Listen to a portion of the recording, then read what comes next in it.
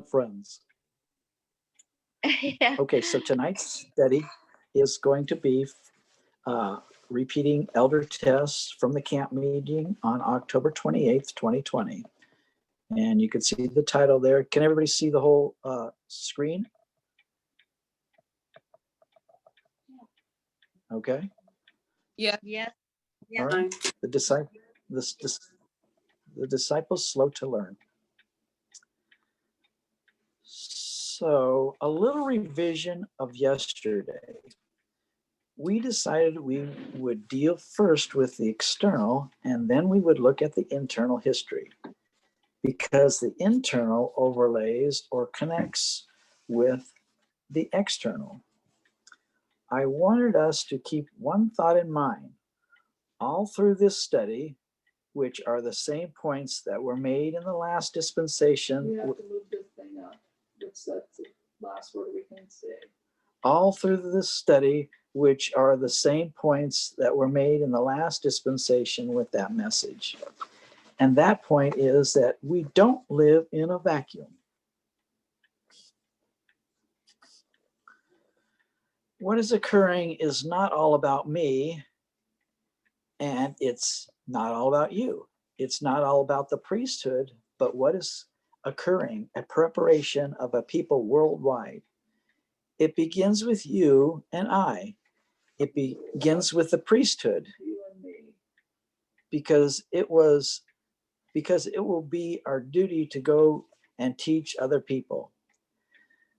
But all the preparation to either reject or accept that message occurs without us, plowing, early rain, and latter rain. We know the harvest of the world begins at the Sunday law. Prior to the Sunday law, there is an agitation that coming issue. We can fractalize that and expect an agitation prior to 2014, 2019, and 2021. But just to go straight to the main application of Ellen White's words on that subject, if we were going to mark an agitation, it would be 2021. And we are 2 months away from, which we are now here. We should be familiar with the subject of in the fractals that is being agitated even for the 144,000. You and I are here, and this is the picture of screen that she has her little stick figure written in there between 2019 and 2021. We are physically seeing the agitation develop.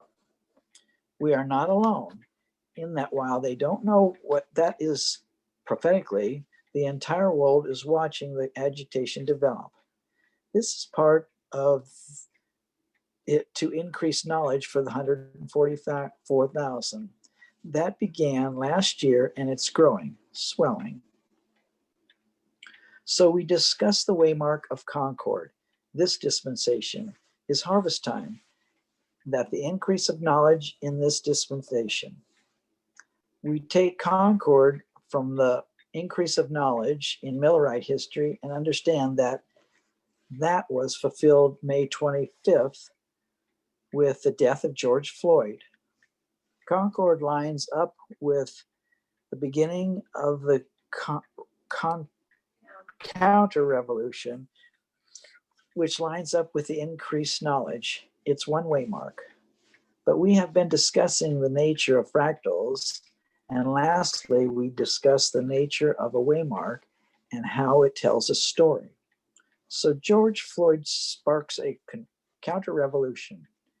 The point of that counter-revolution can easily have been lost. It's been protest before. There's been protest before, but not on this scale for about 50 years, not on this level. But there were particularly 4 deaths in the history that have kept the subject of civil rights in front of a worldwide group of people and have made it for many who try to avoid the subject. It's made it more and more difficult to do. I look back at my friends in Adventism. I see 2 groups. I see one group that is fighting against government lockdown, drowning in conspiracy theories. They are socially conservative. They believe that efforts against the pandemic is taking away their rights. It's interesting to understand what is occurring. I keep an eye on conservative Catholic media. Taylor Marshall, church militant, and the worldview that they are espousing, conservative Catholics, is in many ways identical to my conservative Adventist friends. So I had to look up Taylor Marshall. Never heard of this guy before. I don't know if anybody else has.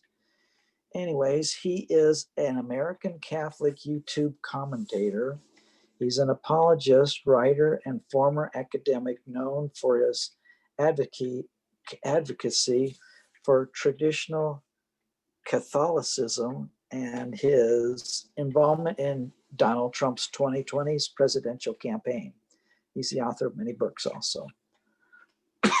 Excuse me. One cardinal recently wrote an article about the dangers of a coronavirus vaccine, that it may contain small parts of fetal tissue. It's going to be rolled out by dictatorial left-wing governments pushed upon the people, and this dangerous vaccine will be seen as a sign of the end times. The exact same worldview being espoused by my Adventist friends. Then I see other friends with their head in the sand, trying excuse me, trying to pretend that nothing has changed in the world, to such an extent that they don't dare talk about the raging pandemic because they are afraid of confrontation. So they continue their lives in this fantasy world while it's burning around them.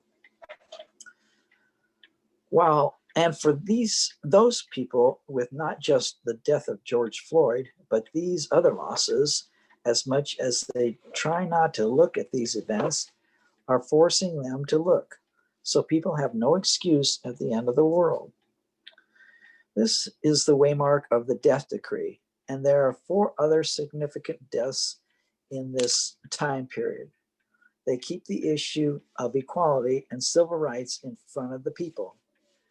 To address the subject of race and national, to address the subject of race and nationalism, and 2, the subject of sexism. The 2 that addressed racism, John Lewis and Chadwick Boseman. John Lewis fought/protested in the civil rights movement. He was a leading member because he became known as the conscience of Congress. 2 relate to sexism, Ruth Bader Ginsburg and Helen Reddy. Helen Reddy wrote the theme song for second wave feminism. What was our RBG famous for? On the Supreme Court, every time the court made a decision that went against her belief system, Sister to Tamina says, dissent. She would write a really neat dissent, fiery, with some passion. She was famous for her dissents. What does your conscience do? It's operating all the time, but you feel it when it starts to hurt you. When people start to be aware that they have a conscience, it's because that conscience just told him that they were bad. It reproved them. So when John Lewis becomes the conscience of Congress, what he is saying to Congress, all the way, they are wicked. Ellen White describes the death decree as an attempt to silence reproof and dissent. We find in this time period that's what is lost: dissent on the Supreme Court and reproof in the Congress. This waymark begins with a death and ended with a death: racism and sexism, and the entire theme is counter-revolution over equality. The first death sparked waves of protest. The death of Helen Reddy was on the same day as the first presidential debate of 2020. At least most of us would be familiar with that debate. It was a counter-revolution against the counter-revolution, as Donald Trump attacked the protesters and the cause of the revolution. And what group did he tacitly endorse? He was asked to condemn white supremacy. He failed to do so even afterwards when everyone is angry with him for what he has said at the debate. He tries to defend himself by claiming then to condemn white supremacy. But that would be to condemn his own supporters. So he can't even just say, I condemned white supremacy. Even then, it is coded with more vague language. But at the debate, he said essentially, there is no far right supremacy problem. Almost everything is those radical leftists. And he told one group, the Proud Boys, as they were known, stand back and stand by, which is not a condemnation. It's more a call to waiting and be ready to act. Because he said someone has to do something about the radical left. Recently, when Carl Rittenhouse travels to a different state where there were protests, shoots and kills 2 black protesters, Fox News responds by saying, well, somebody had to do something. So protesters fighting for equality are described as the radical left with no actual cause. And a 17-year-old killing 2 black protesters in cold blood is seen as the defense of law and order. We all know the perspective between Donald Trump and Fox News is identical. The Proud Boys is a far-right, neo-fascist, male-only organization that promotes and engages in political violence in the United States and Canada. It has been described by the United States Intelligence Organization as a dangerous white supremacy group. They denied being racist, but its founder once said, I love being white and I think it's something to be very proud of. I don't want our culture to be diluted. We need to close the borders now and let everyone assimilate into a Western white English speaking way of life. If that doesn't sound like Hitler, I don't know what does. And how do you have a country assimilated to whiteness when a large portion of the population is black? How they're being diluted by their own population, their own citizens. To enter this organization, you take an oath and you say, I am a Western chauvinist. I refuse to apologize for creating the modern world. So the second part, creating a modern world, that's revisionist history. The title of being a chauvinist, they bear it with pride. They wear it with pride. The definition of chauvinism is that you are superior to other people. You can be a male chauvinist, men are superior to women. Regional chauvinists believe that your area or country is better than anyone else's, and then just blind patriotism for your country. So you can be a chauvinist against women. Men are superior. Your region is superior. Your country is superior. And they hold to all three because they would say that white men created the modern world. They miss being proud to be men. So the actual name is indicative of their approach to women, not their approach to race, but they are against both feminism and civil rights.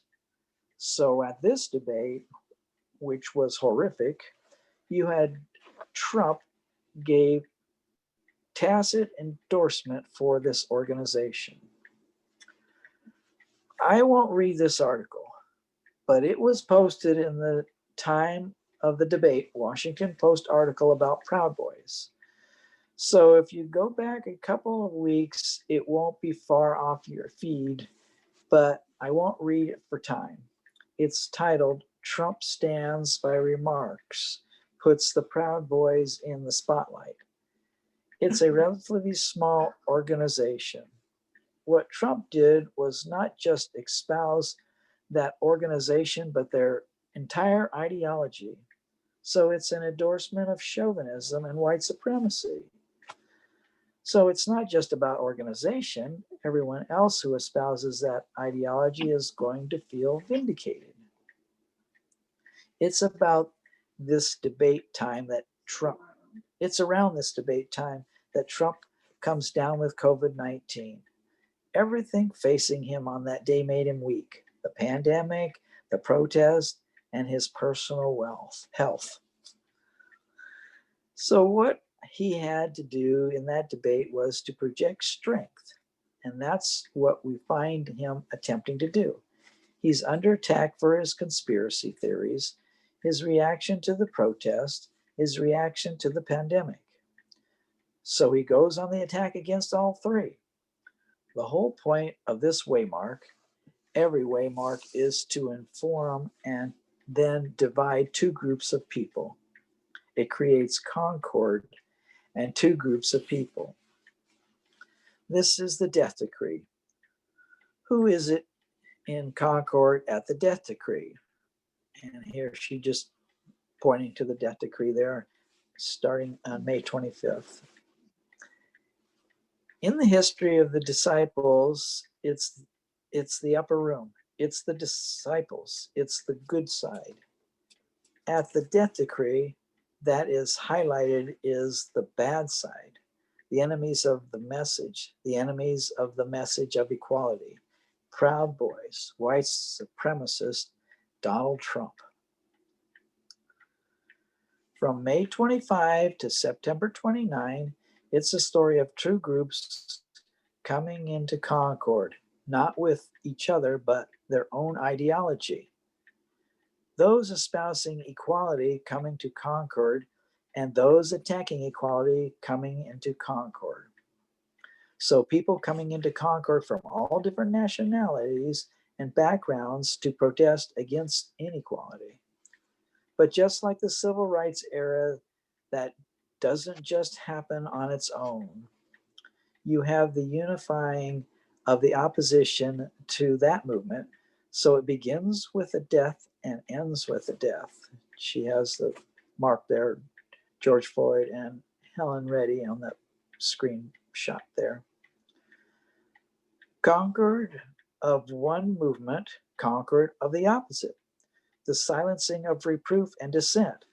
Civil rights, second wave feminism also impacting the media industries and entertainment, forcing the world to look at the issue and make a decision, to pick a side, plowing. It's already Thursday, so for me, I want to move on, and we have dealt with revolution as much as we're going to. I want to briefly remind us of the history of ancient Israel. Just two questions before that. So, she's going to launch off into a completely different study here for the middle section of this presentation. And since this is only a 45-minute presentation, I'm going to skip all of it, because what she's going to be talking about here is the media bias fact check, which is really not this study that we're talking about here with disciples slow to learn. Now, if we have time at the end, I can come back and try to work through some of that. But I'm thinking that if I don't, if I cut this out, then it'll put us in closer to that 45-minute time frame, which I think I have about 20 minutes left. Looks like it. Yeah, it looks like the news media. Mm-hmm. Okay, are we good with that? Mm-hmm. That's good, thank you. Okay, if you're not, I'll issue an apology later. Okay, oh, here I am, back. Back to our history. As priest, you are here. And that's she's pointing to between 2019 and 2021. We saw that previous screen where she had the little stick figure there. 144,000 you are here. Well, that's right before the Sunday law. Tracing external waymarks, we have passed the increase of knowledge for this dispensation, which you would understand has internal implications for this movement. Excuse me. We constructed that particularly by reminding ourselves of the revolutions, which is the theme of 2020. To go back into the prior dispensation, we've used the model of ancient Israel. It's laid out here in its structure, so we also understand this to be Pentecost. The disciples go through their time of trouble, then they go to work, back to the church, then they go to the world in AD 34. Just to step ourselves through the previous history, Christ begins his work with the first temple cleansing.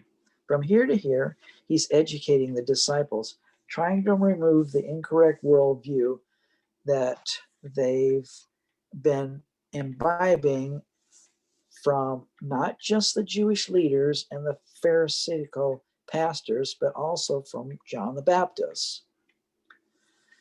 We come to see formalization of this message, and this is the triumphal entry. And you can't really see it so hot, but if I do this, you can see the triumphal entry is, she writes tri-entry right there, October 2018. Can you put your pointer over it? Could you see it get enlarged giantly? Yes. I don't have a pointer because I don't have a You don't have a mouse. finger?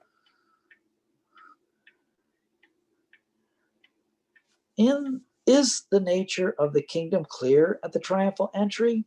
No. And it wasn't for us either. There's enough in 2018 to make people uncomfortable, but it's deliberately kept vague by God. If Christ had truly represented what was about to come at the triumphal entry, it would not have gained the attention that it needed to. So he allows it to be misleading. There was enough in 2018 already to make people uncomfortable. Sister Tamina asked why. What would have happened to the message and to the movement if we said in 2018 how far equality was going to take us? It would have been shot down. Few, if any, would have been able to accept or endorse. It would never have spread across the world. Christ is about to be crucified. He wants the attention so that when they do see those events, everyone knows what is happening. Everyone knows who he is. So he allows the attention to come. All the disciples are happy. They think this is a fulfillment of their hopes. Finally, we have the prediction of time. Judas was excited. He was about to have this king. And then from the triumphal entry through the upper room, Judas and all the disciples have an increasing realization that this is heading in a direction that they had not anticipated. For many, it's painful. For Judas, it's just too much. So triumphal entry, midnight cry, we don't immediately start ordaining women. Again, she's pointing to the same waymark there on her screen. Triumphal entry, midnight cry. That takes time to be revealed from October through December the next year. That way, the message has gained the attention it needed to gain. For one ministry in this movement, it was too much. They are rejoicing at the formalization, but they don't understand it. They know the time is here. The Jewish people knew something was about to happen, but they don't understand exactly what are the implications. Judas and all the people know that something is about to happen. FFA knows November 9 is approaching now, but what that looks like and the implication about the character of God, the nature of the king and the kingdom is kept hidden at the formalization of that message. And it is gradually revealed and enforced. It reaches a climax in the upper room when Jesus washes the feet. It's a work of organization. It's a statement about the character of his kingdom. Prior to the cross, Judas makes his final decision. He separates and goes back to the idolatry of the Jewish leaders. FFA separated and went back to the idolatry of conservative evangelical Protestantism and Adventism. Then we have the cross, November 9, 2019. Most people don't understand what is taking place. They're going to understand it later. There is confusion, a scattering. The disciples go back to their previous employment. And then with the resurrection of Christ, we have that 40-day time period, November 9th through May 2020. We have a couple of quotes to read. The disciples are here, that 20-day time period, and that's what's on the board right there. Did I say 20-day? 40-day time period. In Acts 1:6, when they come together, they ask of him, saying, Lord, will you now at this time restore the kingdom to Israel? So they are here, that 40-day time period, and they do not understand the message. They don't understand it back here before the triumphal entry in 2018, are confused and don't fully understand it here, the same 40-day period, and still don't get it here, just after the cross. So for 40 days, Christ going to teach them what he'd already taught them. And from the end of last year through to May of this year, that's a camp meeting in Australia, camp meeting in Tahiti, camp meeting in Fiji, camp meeting in Kenya, South Sudan, Uganda, Brazil, and school in Uganda, school in Portugal. That's just where I know Elder Parminder and myself taught, Germany as well. And we just retaught what had already been retaught in previous dispensation. There is some repeat and enlarge. Sorry if I missed anyone. It was not intended. We are essentially repeating the message of the last dispensation because people are still not understanding equality or the Sunday law. Acts 1:3. For 40 days he was seen of them speaking the things pertaining to the kingdom of God. They repeated it. Between what time period? The cross and the increase of knowledge, 40 days. That's the history of ancient Israel. Modern Israel, between our shut door and the increase of knowledge, November and May. It's a repeat and enforcement. At the ascension, why are the disciples so disappointed? They're disappointed, Sister Tamina says, they still don't understand. If Jesus is in heaven, how can he build the kingdom on earth? So they don't understand. At the triumphal entry, at the cross, and the 40 days after the cross. And you're here, the 40 days after the cross. So we do not understand. What is so hard to understand about equality? The message is not complete. There is no new reign, but the problem is that the latter reign was not understood. It's going to feel like an increase of knowledge and a formalization when it comes. So you're going to feel there's a new message. In every dispensation, the harvest being no exception, there is an increase of knowledge and a formalization.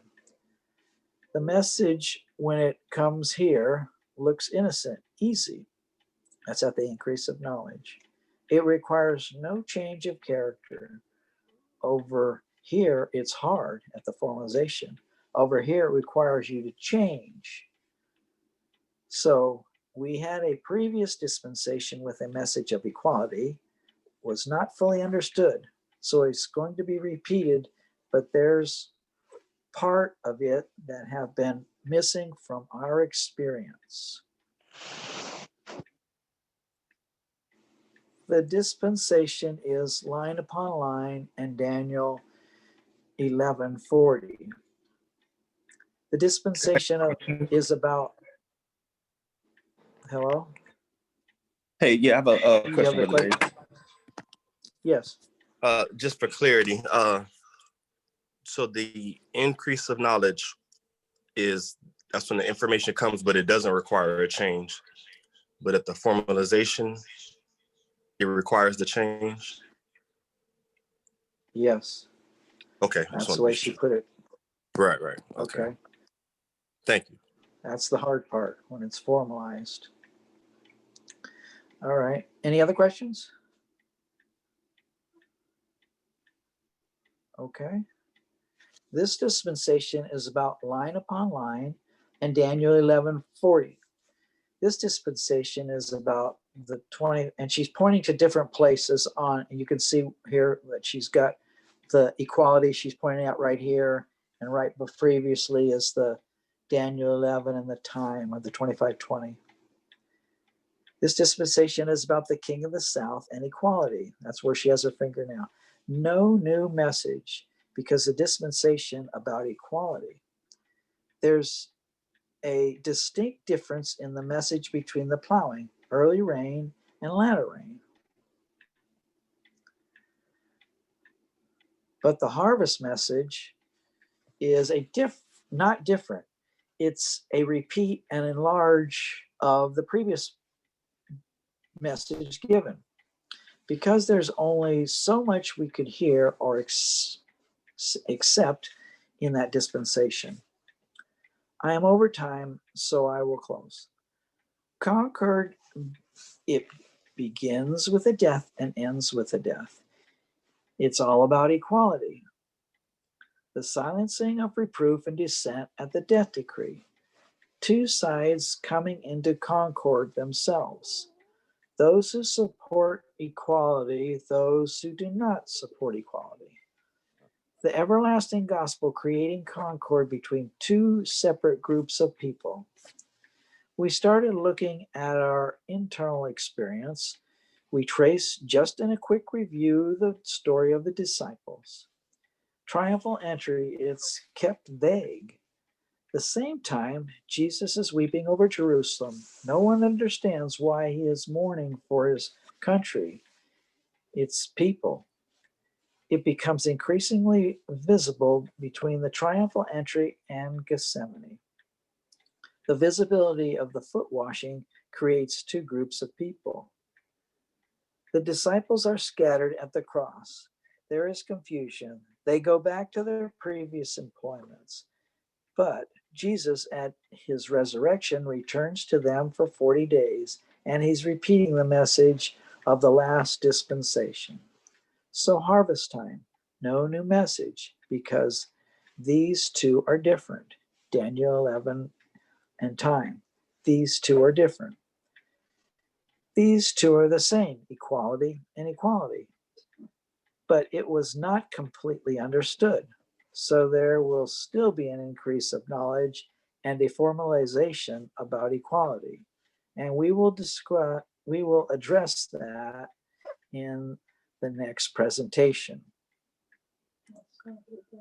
Okay, so I'll just stop there. I did have a little quiz, but the problem is the quiz was for the whole study. And since this is a shorter venue that we're working through here, there's going to be the questions we're talking about. other stuff. So I'll give the questions that do. Concord, question See number it. 1. Can't see it. Oh, you can't see it. Can you see it now? Yeah, but See, that's where I can't see what you guys are it's seeing. up there. I was only trying to put one question up, but this is one question for me. This is probably one question for you. There's something there. Yes, it's one It question for begins us. with the, okay, Concord. It begins with the death and ends with the death. What subject is it about? What's the subject of Concord about? That's the question. Anybody chime in? Go ahead and chime in while I scroll down. Quality. And equality, good. There it is. Oh, can you see it? Where's what? Can you see equality yet? We see people, Yeah. we saw all. Can the you see answers. equality yet? Yeah. Yeah. Okay.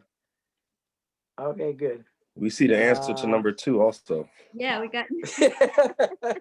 I knew that. I'll answer because, number yeah, 2. okay, well, that's okay. You can have the answer number 2 because we didn't go over that media bias thing. We didn't go over the Guardian. I'm hoping people are pretty familiar with these things anyways, but just for the sake of the presentation, that's kind of what was covered. Okay, so question number 4. Is the nature of the kingdom clear at Christ's triumphal entry? Is the nature of the kingdom clear at Christ's triumphal entry? No. No, I don't think I need to scroll down, but it's no. Can you see that? No. There it is. No. I thought. There it is. Okay. Did you see it? Yeah. You don't have to show us that. Number 5. Is the nature of the kingdom clear in the 40 days after the cross? No. No. David? No. See, these are great questions because we're working on what? The nature of the kingdom right now.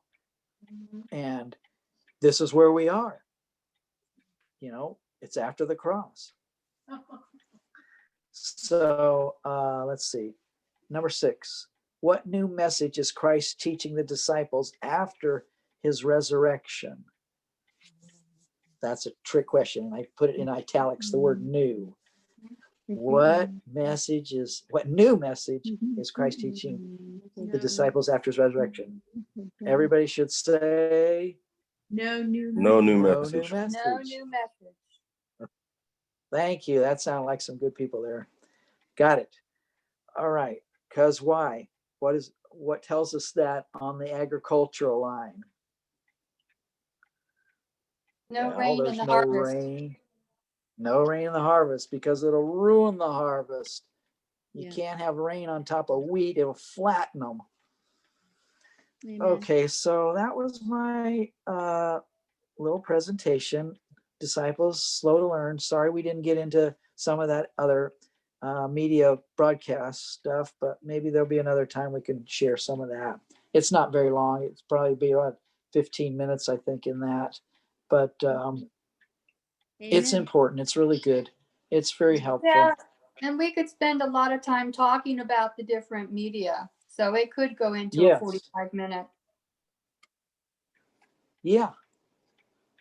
So is there any other questions that I might be able to answer?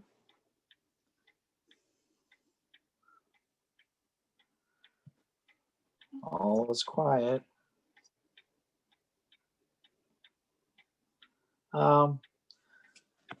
Well, with that, what we're going to do now is take prayer request Right.